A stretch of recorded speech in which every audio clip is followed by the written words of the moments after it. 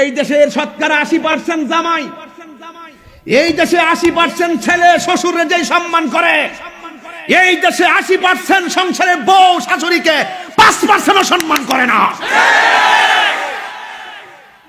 জামার account check করেন, nominee দিছে বউর নাম।